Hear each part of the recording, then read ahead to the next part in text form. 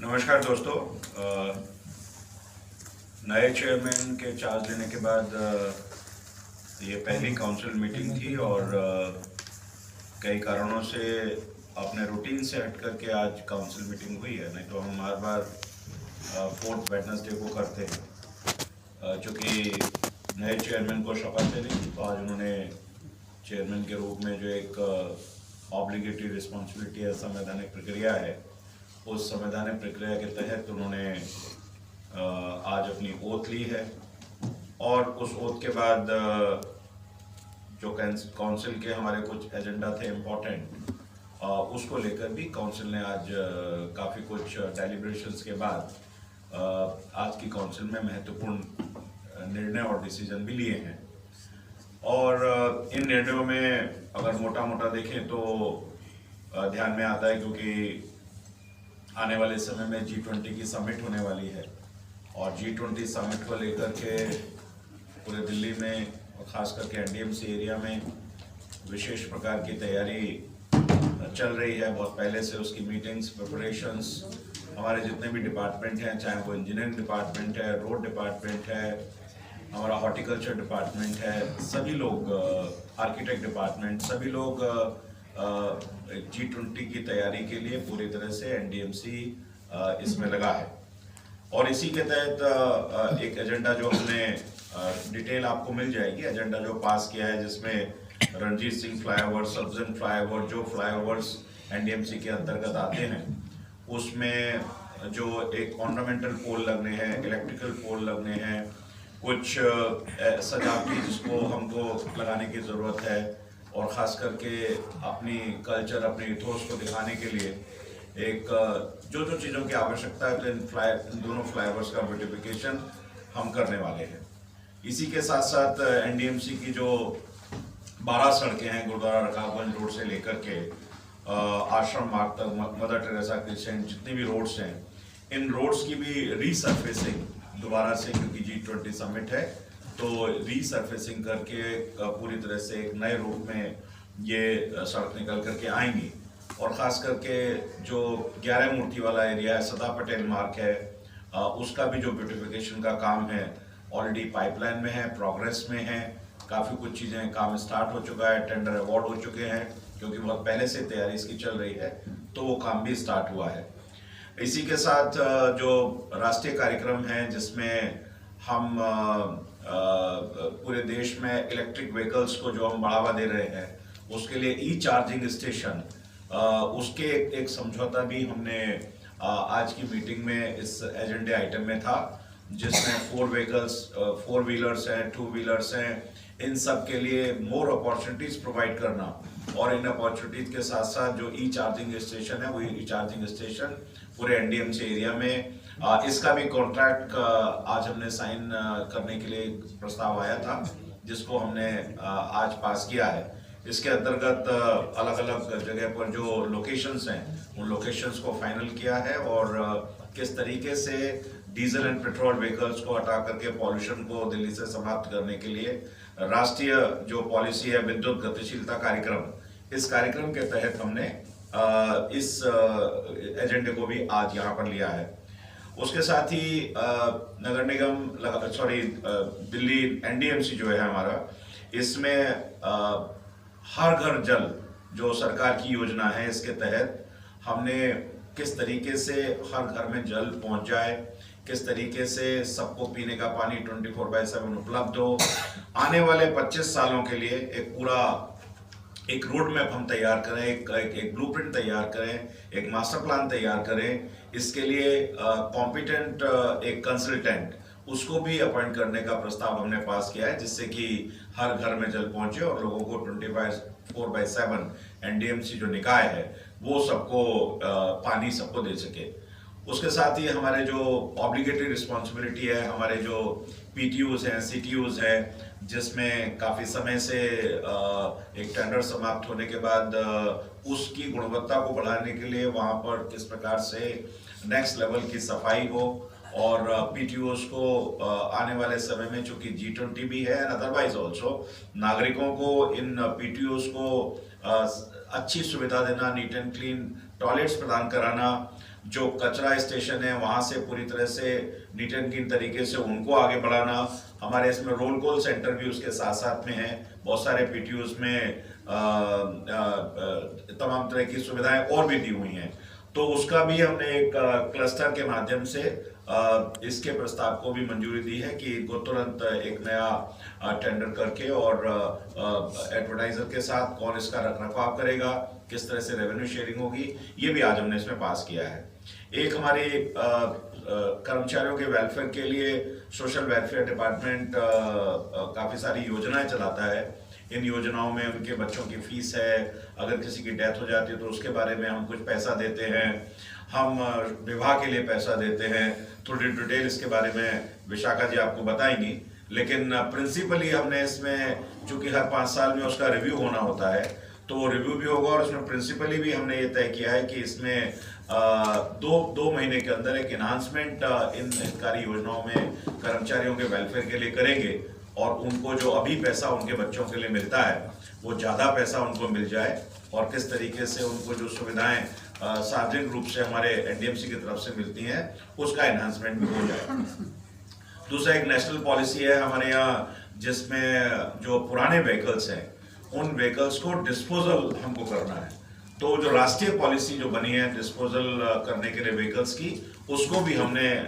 इसका अनुमोदन किया कि किस तरीके से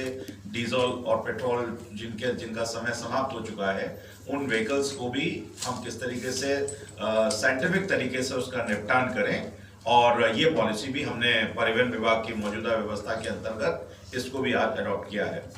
दूसरा एक हमारा फिल्टर पानी का मैंने आपको बता ही दिया। इसके साथ साथ एक जो सौर ऊर्जा है, सोलर पावर है, ये लगातार हमारा एंडेवर है कि हम 2024-25 में जिस तरीके से ग्रीन एनडीएमसी बनाना चाहते हैं उसके तहत ही अभी छोटे स्तर पर हमारे स्कूलों में जो पैनल्स लगे हुए हैं उसमें एक कंपनी को हमने अधिकृत किया है और उनकी जो ऊर्जा आएगी उसका उपयोग एनडीएमसी अपने यहाँ पर करेगी। इसके साथ ही अरुण जेटली वित्तीय प्रबंधन संस्थान AJNIFM और national institute for urban affairs, ये दोनों ही इंस्टीट्यूट देश के बहुत इंपॉर्टेंट इंस्टीट्यूट हैं and specially of the finance. और फाइनेंस के क्षेत्र में हम किस तरीके से एनडीएम से नए मापदंडों को अपनाए, नई नई व्यवस्थाओं को अपनाए, किस प्रकार से अपने लक्ष्यों को निर्धारित करें और निर्धारित करने के साथ साथ कौन कौन से ऐसे सुधार हैं फाइनेंस की फील्ड में जिससे कि हम बेटर फाइनेंशियल मैनेजमेंट यहाँ पर कर सके, और जो हमारे निर्धारित लक्ष्य हैं उन लक्ष्यों को भी हम किस तरह से इन इंस्टीट्यूट के माध्यम से और अपनी जो आंतरिक वित्त व्यवस्था है, जो हमारी फाइनेंशियल कंडीशन है, उन कंडीशन को किस प्रकार से हम ठीक कर सकें, इसके लिए भी हमने एक दोनों ही संस्थानों के साथ MOU करके इस प्रस्ताव को भी आज की इस बैठक में हमने पास किया है। इसके साथ ही जैसा हम बार बार कह रहे हैं कि जो इंफ्रास्ट्रक्चर हमारे लिए बहुत महत्वपूर्ण है, हमने अभी बिजली की बात की थी, हम चाहे पानी की बात करें, और इसके साथ साथ ही हमने जो पुरानी सीवर लाइन है, जो बहुत पुरानी सीवर लाइन हो गई है, उन सीवर लाइनों को भी खास करके 990 मीटर व्यास वाली जो सीवर लाइन है वो पूरे सी हेक्सागन इंडिया गेट से लेकर कस्तूरबा गांधी मार्ग तक होते हुए इनको भी दोबारा से पूरा नया बनाने के लिए हमने एक प्रस्ताव पास किया है, जिससे कि हमारा पानी का और सीवर का और जो निकासी है इनकी व्यवस्था बहुत आधुनिक तरीके से हो पाए। इसका प्रस्ताव भी आज हमने पास किया है। तो कुल मिलाकर के आज हमने ये 10 प्रस्ताव पास किए हैं और कुछ 11 प्रस्ताव और कुछ चीज़ों पर हमने मूलभूत बातचीत भी की है, जिसमें एक इम्पॉर्टेंट डिस्कशन है, चाहे वो G20 का विषय है या और भी जो सेवाओं में गुणवत्ता में सुधार करना है, उसको लेकर भी एक महत्वपूर्ण डिस्कशंस हमने यहाँ पर किए हैं। आज की बैठक में बस इतने ही प्रस्ताव पास हुए थे। मेरे साथ मेरे 2 मेंबर कुलजीत चहल और विशाखा जी भी हैं, वो कुछ उसमें ऐड ऑन करेंगे। पहले हम सब तीनों साथी मेंबर यहाँ, जो पाकिस्तान के विदेश मंत्री बिलाल भुट्टो के द्वारा जो माननीय प्रधानमंत्री जी के लिए जिन तरह से अपशब्दों का उपयोग किया गया है, उसका खंडन और उसकी निंदा करते हैं। वो दिखाता है कि किस तरह से पाकिस्तान हताश है, निराश है, चाहे वो यूएन में हो चाहे बाकी फॉरेन स्टेट पे हो, तो अपशब्द बोलने के अलावा उनके पास कुछ नहीं बचता है। उसकी हम सब एक सामूहिक रूप से निंदा करते हैं। आज की इस काउंसिल मीटिंग से पहले एक चीज और जानकारी मैं देना चाहता हूं, जो माननीय प्रधानमंत्री नरेंद्र भाई मोदी जी की सोच को लेकर है कि पंक्ति में खड़े अंतिम व्यक्ति और जिनको हम सफाई सेवक कहते हैं, उन सफाई सेवक के लिए जो हमने प्रतिबद्धता थी, वो एक जो हमारी काउंसिल की मीटिंग में 30/3/2022 की काउंसिल की मीटिंग में एक रेजोल्यूशन हुआ था, उसके लिए हमने ऑर्डर्स और डायरेक्शंस निकाल दी हैं। अब एनडीएमसी में क्षेत्र में काम करने वाले प्रत्येक सफाई सेवक के 2 बच्चों को वो जब हायर एजुकेशन के लिए जाएंगे तो उनको गवर्नमेंट इंस्टीट्यूशन के बराबर से अकोमोडेशन और उसकी